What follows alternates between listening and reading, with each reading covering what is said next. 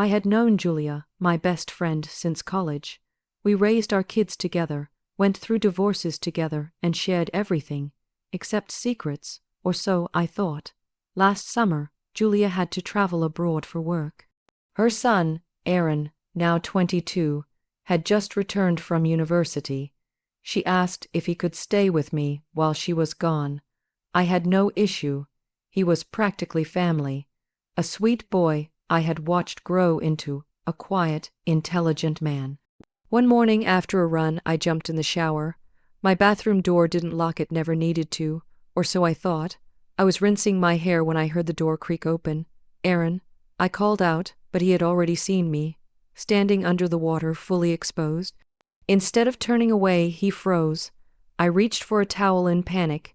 He finally left, but something had shifted. That innocent, familial dynamic cracked.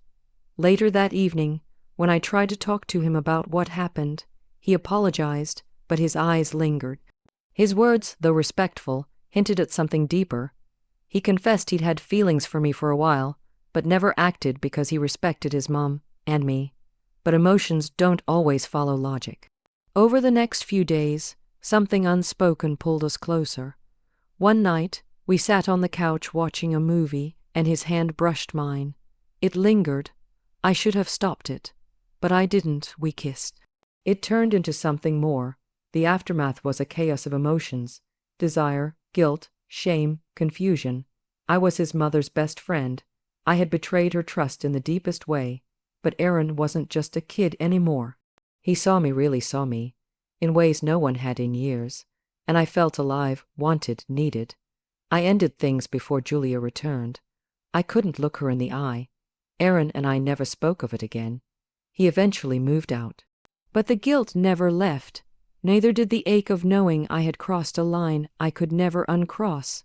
Some lines, once crossed, don't lead to freedom. They lead to a lifetime of wondering, what have I done? Emotional boundaries are the invisible lines we draw to maintain the integrity of our relationships. These lines separate what's appropriate from what's not, especially when dealing with people we're close to but not romantically involved with, such as family, friends. In emotionally charged or physically vulnerable situations, like being seen naked in a private space, those boundaries can become blurred or even collapse entirely. The very nature of being seen in such an exposed state, especially by someone who is not supposed to view us in that light, creates a shockwave that stirs deep emotional confusion for both people involved.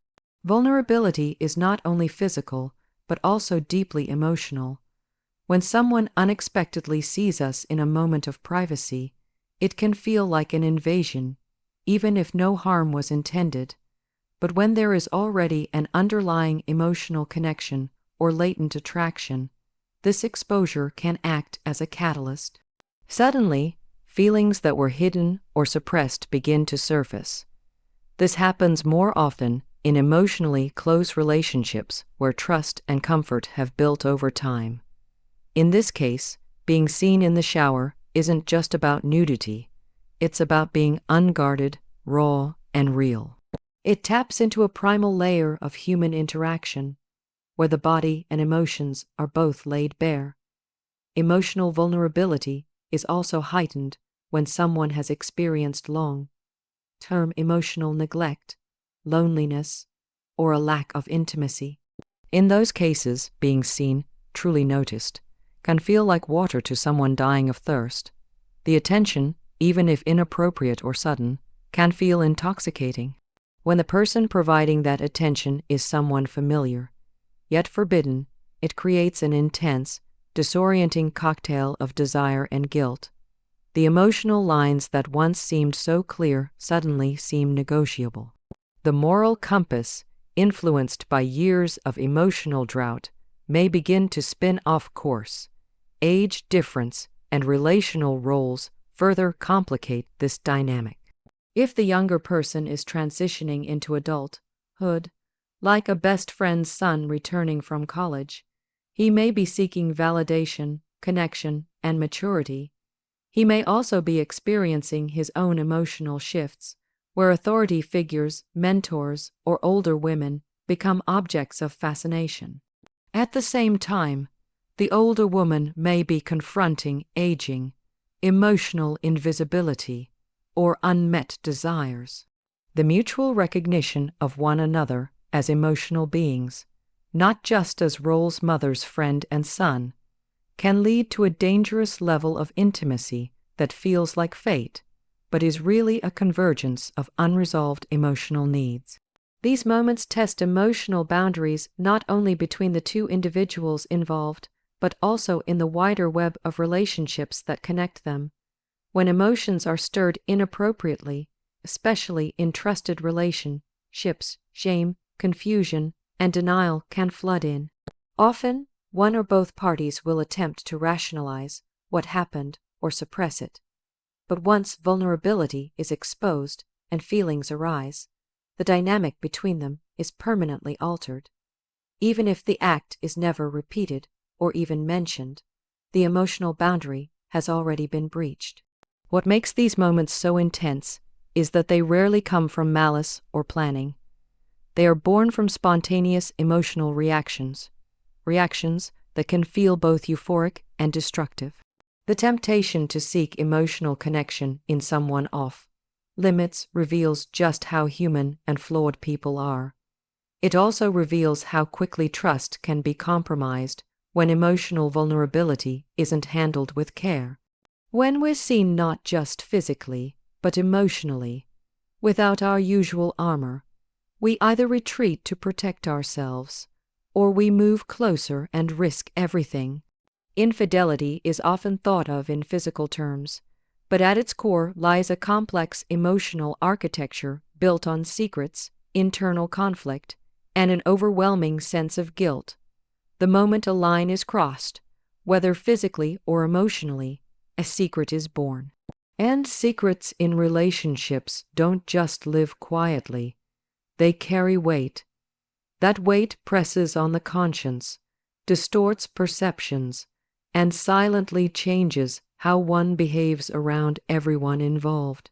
In cases where the betrayal involves someone emotionally close, such as a best friend's family member, the guilt becomes exponentially heavier because the harm isn't limited to one person. It spreads like a crack through multiple trusted bonds.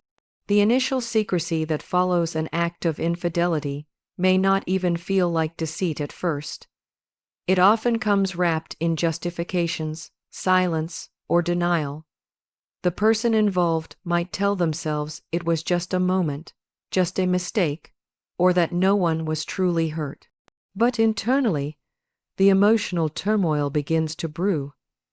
There's the fear of discovery, the shame of moral failure, and the loss of self-respect. And because the act is hidden, every interaction with the person betrayed becomes a performance, a balancing act between normalcy and concealed truth. Each casual conversation, shared laugh, or moment of eye contact becomes tinged with internal conflict. What used to be genuine becomes rehearsed. In stories involving emotionally attached infidelity, especially where the betrayal is close to home, guilt evolves beyond regret. It becomes a haunting presence that shows up in unexpected places, in dreams, in moments of stillness, or during interactions with those affected.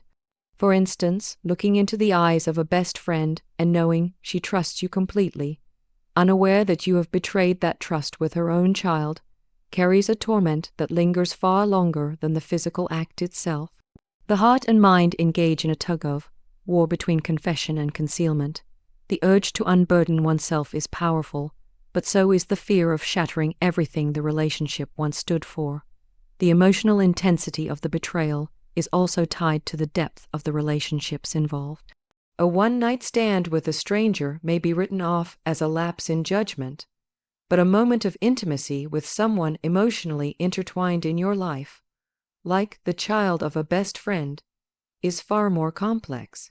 It brings into question years of trust, layers of shared history, and the moral framework on which relationships are built.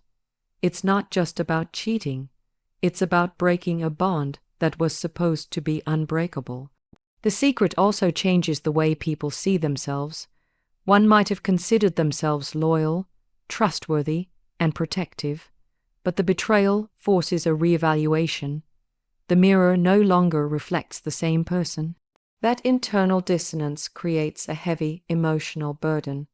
People begin to isolate emotionally, fearing judgment or even self-loathing. In some cases, they try to overcompensate, becoming overly affectionate or helpful to the person they've betrayed, not out of love, but as a subconscious attempt to ease the guilt. But such actions only deepen the emotional conflict because the love is now contaminated with dishonesty. The weight of guilt doesn't always lead to confession. Often it festers. And when someone is holding a painful secret, it alters how they process intimacy and connection going forward. They may struggle to be fully present, fearing they don't deserve love or forgiveness. And if the betrayal comes to light, the emotional fallout can be catastrophic. Relationships fracture, trust evaporates, and everyone involved must confront not just the act, but the deception that followed it. Infidelity in emotionally attached relationships isn't just about the moment it happened. It's about everything that follows.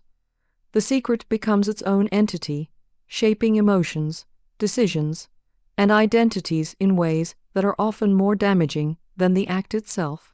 And in many cases, the one who strayed is left carrying a silent burden, haunted by what they did, who they hurt, and who they became because of it.